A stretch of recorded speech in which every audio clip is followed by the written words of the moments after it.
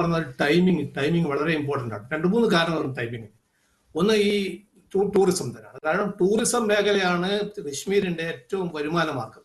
അപ്പൊ ആ ടൂറിസം മേഖലയിൽ ഒരു നോർമലസി വന്നിട്ട് ആൾക്കാർ എല്ലാവരും എൻഗേജ്ഡ് ആകണം. ചെറുപ്പക്കാർ, എസ്പെഷ്യലി ചെറുപ്പക്കാരൊക്കെ ടൂറിസത്തിൽ പോകുമ്പോൾ സ്വാഭാവികമായിട്ടും ഈ ഇവർക്ക് ടെററിസ്റ്റുകൾക്ക് അല്ലെങ്കിൽ ഇവർക്ക് അത് ആളെ കിട്ടില്ല. അങ്ങനെ കിട്ടാതപ്പോൾ അതൊരു വലിയ പ്രശ്നമാണ്. അപ്പൊ അങ്ങനെയുള്ള ഒരു സീസണാണിത്. അതായത് എവറേജ് ഡെയിലി 60,000 to 70,000 പാസഞ്ചേഴ്സ് കശ്മീരിലേക്ക് എത്തുന്ന പറയുന്നത്. അപ്പൊ സ്വാഭാവികമായിട്ടും അതിൽ ആ ഫ്ലറിഷിംഗ് ടൈം ആ സീസണാണ് ഒന്ന്.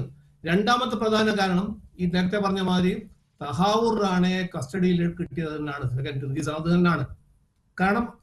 അന്ന് ഇൻവെസ്റ്റിഗേഷൻ കണ്ടക്ട് ഹെഡ്ലി കേസിന് ഇൻവെസ്റ്റിഗേഷൻ, ഞാൻ I M A part of that investigating team. അതുകൊണ്ട് കുറച്ചും കൂടെ വ്യക്തമായി പറയാം. അന്ന് ഹെഡ്ലിക്കെതിരായിട്ടും തഹാവൂർ റാണയ്ക്കെതിരായിട്ടും എവിഡൻസ് ഒരു 99% എവിഡൻസ് കളക്ട് ചെയ്തിട്ട് പ്രോപ്പർ ആയിട്ട് അത് ഏത് ഏജൻസി മുന്നിലും എവിടെ കൊടുത്താലും അത് സബ്സ്റ്റാൻഷിയേറ്റ് ചെയ്ത എവിഡൻസ് ആണ്. അങ്ങനെ ആ എവിഡൻസ് ആയിട്ടാണ് NIA ടീം അമേരിക്കയിൽ പെട്ടത്. We convince the Americans. പക്ഷെ ഹെഡ്ലിയെ കിട്ടാത്തത്, ഹെഡ്ലി ആ സമയം നോക്കി അയാൾ ഈസ് എ ഡുവൽ സിറ്റിസൺ. അപ്പൊ ഹെഡ്ലി എന്ത് ചോദിച്ചാൽ അയാൾ ആ സമയം നോക്കി പ്ലീ ബാർഗെയിൻ ചെയ്തു US-ൽ. അങ്ങനെ അവിടെ കൺവിക്ഷൻ വാങ്ങിച്ചിട്ട് അവിടെ കിടക്കുകയാണ്. അപ്പൊ പ്ലീ ബാർഗെയിൻ ചെയ്യുന്ന ഒരു പ്രീ കണ്ടീഷൻ വെച്ചാൽ അയാളെ ഡിപ്പോർട്ട് ചെയ്യില്ല എന്നാണ്. അങ്ങനെ ആ ഒരു ടെക്നിക്കാലിറ്റിയിൽ നിൽക്കുകയാണ്. പക്ഷെ തഹാവൂർ റാണയുടെ കാര്യത്തിൽ കനേഡിയൻ സിറ്റിസൺ ആയതുകൊണ്ട് അയാൾ കിട്ടി. നമുക്ക് കുറച്ച് lot of pressure is there definitely. അപ്പൊ അങ്ങനെ കിട്ടിക്കഴിയുമ്പോൾ ആ തഹാവൂർ റാണയെ കുറിച്ചുള്ള ഒരുപാട് ഇൻവെസ്റ്റിഗേഷൻ നടത്തി ഒരുപാട് എവിഡൻസുകൾ കളക്ട് ചെയ്തിട്ടുണ്ട്. വളരെ സബ്സ്റ്റാൻഷ്യൽ എവിഡൻസ്, ഇൻവോൾവ്മെന്റ് ഓഫ് പാകിസ്ഥാന്റെ ഒഫീഷ്യൽ ഇൻവോൾവ്മെന്റ്, ISIയുടെ മൂന്നോളം മേജർമാർ, പിന്നെ അതുമായുള്ള ഗവൺമെന്റ് ഉദ്യോഗസ്ഥർ, അങ്ങനെ പല ആൾക്കാരും ഇൻവോൾവ് ആണ് ആ കേസിൽ. അപ്പൊ അവരെ സബ്സ്റ്റാൻഷ്യൽ ചെയ്യുന്ന എവിഡൻസോട് കൂടി ചാർജ് ഷീറ്റ് ചെയ്തിട്ടുണ്ട്. അപ്പൊ അത് കുറെ കൂടി എക്സ്പോസ് ചെയ്യാൻ പോവാണ്. ഇനി കസ്റ്റഡി കിട്ടിക്കഴിഞ്ഞാൽ അന്ന് ഈ അക്യൂസ്ഡിനെ കസ്റ്റഡി കിട്ടില്ല. അതൊരു വലിയ ഡ്രോബാക്ക് ആണ് ഇൻവെസ്റ്റിഗേറ്റിംഗ് ഏജൻസിക്ക്. അപ്പൊ അത് കസ്റ്റഡി കിട്ടാത്തതുകൊണ്ട് ആ ഭാഗം മാത്രമേ ക്ലാരിഫിക്കേഷന് ബാക്കിയുള്ളൂ.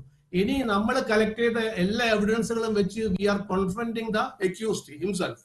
അപ്പൊ നമ്മുടെ കേസ് ഒന്നും കൂടെ ബ്യൂട്ടിഫുൾ ആയിട്ട് 100% ഒരു എഫിഷ്യന്റ് ആയ ഒരു ചാർജ് ഷീറ്റ് വരും. അപ്പൊ അത് വന്നു കഴിഞ്ഞാൽ തീർച്ചയായിട്ടും പാകിസ്ഥാന് ഒന്നും പറയാനില്ല. കാരണം അവർ ടെറർ ഒരു സ്പ്രെഡ് ചെയ്ത ഒരു കൺട്രി ആണെന്നുള്ളത് കൺഫേമായി ചെയ്യാൻ പറ്റും. അപ്പൊ ഇങ്ങനെയുള്ള 1-2 കാര്യങ്ങൾ. പിന്നെ ഈയിടെ അവിടുത്തെ അവരുടെ മിലിറ്ററിയുടെ ആർമിയുടെ ഒരു ചീഫിന്റെ ഒരു പ്രസംഗം ഈയിടെ എല്ലാം യൂട്യൂബിലൊക്കെ കാണാം. അയാൾ പറയുന്നത് അയാൾ ശരിക്ക് ഒരു ആർമി ചീഫ് എങ്ങനെയാണ് ഇങ്ങനെ ഒരു പബ്ലിക്കിൽ സംസാരിക്കുക. കാരണം അയാൾ പറയുന്നത് കേട്ടാല് നമുക്കൊന്നും അയാളെ ഷൂട്ട് ചെയ്യാൻ തോന്നുന്നു. അങ്ങനെയുള്ള ഒരു തരത്തിലാണ് സംസാരിക്കുന്നത്. അപ്പൊ ഇങ്ങനെയുള്ള കാരണങ്ങൾ കൊണ്ട് ടൈമിംഗ് വളരെ ഇമ്പോർട്ടന്റ് ആയിരുന്നു. അങ്ങനെ അവർ ആ സ്ട്രാറ്റജി മാറ്റിയിട്ടാണ് നിരപരാധികൾ ആൾക്കാരെ പേര് വിടുവിച്ചിട്ടിരിക്കുകയാണ്. അപ്പൊ നിരപരാധികൾ മരിക്കുമ്പോൾ സ്വാഭാവികമായിട്ട് ആ ഒരു ഹ്യൂമൻ ക്രൈ പ്രതീക്ഷിക്കുന്നുണ്ട് അവർ. ഇവിടെ നമ്മളൊന്ന് പതർന്നാ പറയുന്നത്. പക്ഷെ ഇന്ത്യയെക്കുറിച്ച് മനസ്സിലാക്കാത്ത പാകിസ്ഥാൻകാർ ഇന്ത്യ എങ്ങനെയാണെന്നും ഇന്ത്യയിൽ ഇന്ത്യക്കാരായ നമ്മളൊക്കെ ഇന്ത്യയിൽ ജനിച്ചുകൊണ്ടും അല്ലെങ്കിൽ ഇന്ത്യയിൽ താമസിക്കുന്നതുകൊണ്ടും അല്ല നമ്മൾ കൂടി നമ്മളെ രാജ്യം ജീവിക്കുകയാണ്. അതാണ് India. We are proud to be Indian. അതാണ് നമ്മുടെ രാജ്യം. നമ്മളെല്ലാവരും കൂടി ജീവിക്കുകയാണ്. അപ്പൊ നമ്മളെ നാട്ടിലോട്ട് നമ്മൾ ആരും ചെയ്യാൻ പോകുന്നില്ല. അപ്പൊ ഇത്തരത്തിലുള്ള മൈനർ സെറ്റ് ബാക്സ് നമുക്ക് ഉണ്ടാകും.